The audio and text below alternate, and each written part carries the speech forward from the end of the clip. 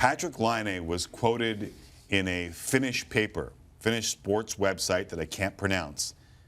Iltalehti, I believe. I think you nailed it, dude. You think so? I subscribed to them last month. I don't know. If there's any Finnish people out there that know that I'm way off, spell it phonetically, and I will attempt to read it properly. But he said in that paper, and I quote, when you're having contract negotiations, one thing is always who you're playing with the merits that I have. Somewhere else, I would have an opportunity to play with the best players. Everybody who understands hockey knows that. Goes on to say, there are top lines, and then there is our line. But I will play with the guys I'm told to play. But I play with the guys that I'm told to play. Now, sometimes, and I stress sometimes, my use of Google Translate doesn't work all that well. There are flaws in the system, Sixero. There's a Remy in the system? And my Finnish ain't all that good. But this is from Pekka Jolainen, who wrote the story and then translated it after. So I don't know how much was lost in translation. I don't know if he wanted to say that. I don't know if he was coerced into saying it. I don't know much. But saying there are top lines and then there is our line can't go over that well, can it? I mean, look, we see a lot of guys in Europe kind of say stuff, right? Louis Eriksson and Travis Green had their issues with what Eriksson said over the summer in terms of not having the trust of a coach. Listen, these things happen. We get about 3 or 4 of these every summer, where a guy goes back to Europe, talks to the media, and everyone back in North America is thinking, what's the deal? They're thinking. But having heard Patrick Laine speak as much as you and I have and people at home have, especially in Winnipeg, he always comes off as a kid who knows full well what is coming out of his mouth. Right? He's a rather blunt young man, and that's what I really like about Patrick Laine. Yeah. You kind of know where he's at. Whether you agree with what's happening or not, he kind of gives you the goods, and that's the truth. He feels comfortable. I mean, literally, our first introduction to him was him lying on a couch with Darren Millard in Finland. Do you remember this?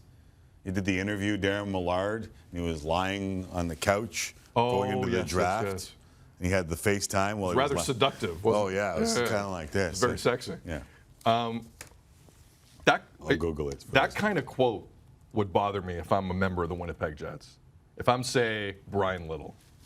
Yeah. If I'm, say, a Nick Ehlers. You know what I mean? Yeah. Like, and there were other guys. He was bumped down the lineup a little bit. There are other dudes he's kind of ripping there, too.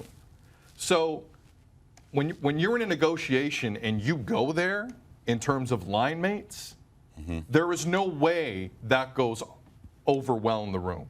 There's no way that's not a talking point. There's no way guys aren't speaking about it. There's no way it's not spreading like wildfire. And I've heard this kid say a lot, and I'm a fan. This is, if the translation's correct there, Timmy, this is hands down the dumbest thing I've ever heard him say.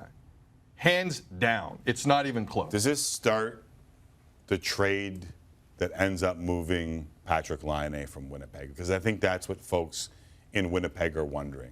Listen, they've got enough problems with the cap. This guy starts going and saying that he doesn't have line mates to play with.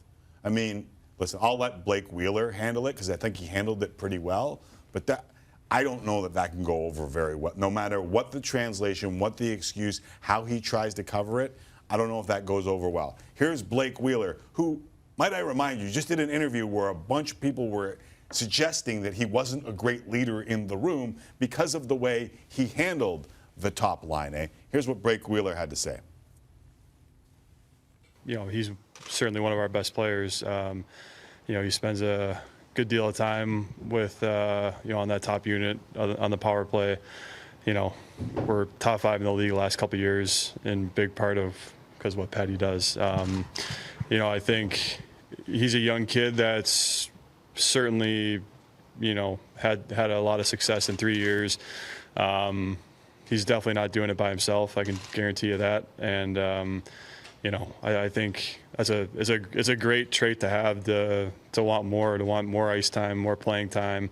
So, you know, I would say that those are all good things, man. You know, you want guys that are hungry for more, not content, you know, with where he's at. From your perspective, though, Blake, this would be a non-issue once Patrick's back in the room. It would be something that won't cause any ripples down the road. It's a non-issue today. I mean, none whatsoever. All right, so Wheeler says it's okay. How long does he last in Winnipeg? I think he's traded in 2 weeks.